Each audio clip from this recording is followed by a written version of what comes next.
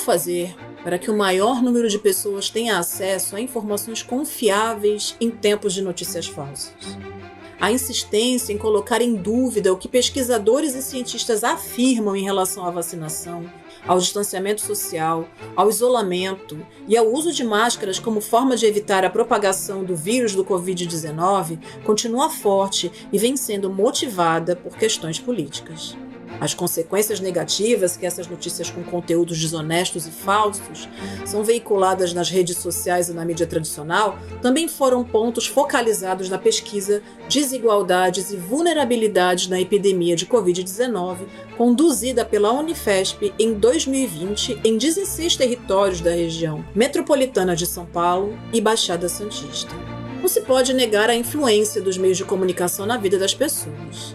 Quando o assunto é uma pandemia causada por um vírus que já matou mais de 500 mil de brasileiros, podemos afirmar que as informações sobre a circulação desse vírus foram acessadas por 87,9% dos entrevistados via imprensa tradicional, ou seja, televisão, rádio e jornais. 24,3% afirmaram se informar pelo aparelho de celular, via aplicativos como WhatsApp, Telegram e outros.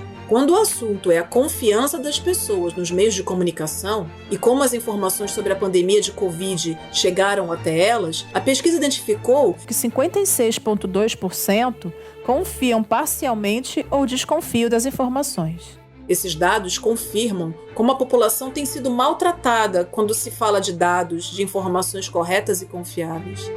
Mas ficar bem informado não tem sido tarefa fácil para essa população que recebe tanta notícia sem qualidade e sem seriedade. Por isso, quando a pesquisa foi perguntar como as pessoas estão entendendo essas informações divulgadas, podemos afirmar que 11,9% acha difícil entender essas informações. 18,3% entende, mas não consegue aplicar na sua realidade. É importante ressaltar que 30% ou não entende ou não consegue colocar em prática as medidas de prevenção. Informação ajuda e muito no combate à circulação do vírus e na preservação da saúde de todos nós, os já vacinados e os que estão na fila da vacina. Eu diria que, no primeiro momento, informação, distanciamento físico, o uso das máscaras, os hábitos de higiene e, é claro, um sistema de saúde que consiga fazer testagem das pessoas com suspeita. Junta-se agora às medidas de prevenção, a vacinação. Não há nenhuma dúvida hoje que todas as vacinas disponíveis são importantíssimas e têm resultados muito positivos, tanto na prevenção de casos graves como de óbitos. Falando em cuidados com a saúde, a pesquisa mostrou que as unidades básicas de saúde também foram acessadas como lugares para esclarecimentos quanto à prevenção da contaminação por 37,4% dos entrevistados.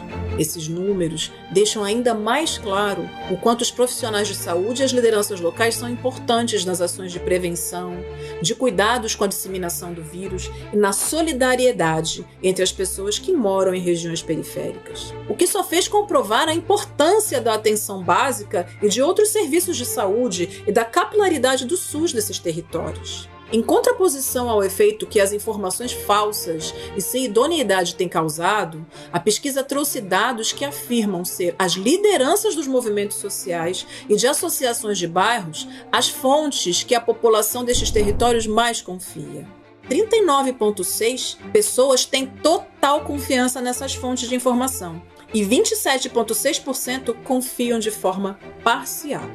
O discurso negacionista do governo federal também é um fator que tem colocado para espalhar informações falsas em relação à manutenção da vida da população atingida pela pandemia. Perguntados quanto aos conteúdos a que estão expostos, os entrevistados apontam para um entendimento consistente sobre a situação.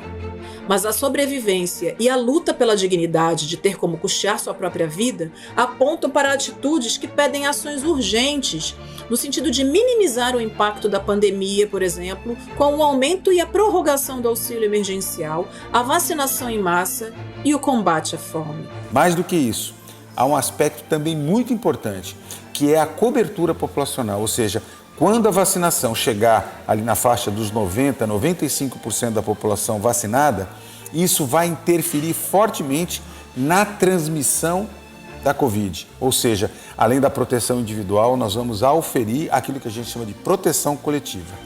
Portanto, a combinação de medidas não medicamentosas, como o distanciamento físico, o uso da máscara, a lavagem das mãos, os hábitos de higiene, o diagnóstico precoce e o uso da vacina são decisivos. Tudo isso aliado a muita informação e ao apoio que as pessoas precisam ter para que possam ter acesso, para que possam praticar essas medidas. Com relação à prevenção e cuidados na pandemia, 74,4% dos entrevistados entendem que medidas mais duras deveriam ser tomadas pelo governo federal para evitar as mortes de tantos brasileiros. 89,8% dos entrevistados defendem o uso obrigatório de máscaras. E 86,6% dizem entender muito bem a importância do isolamento social.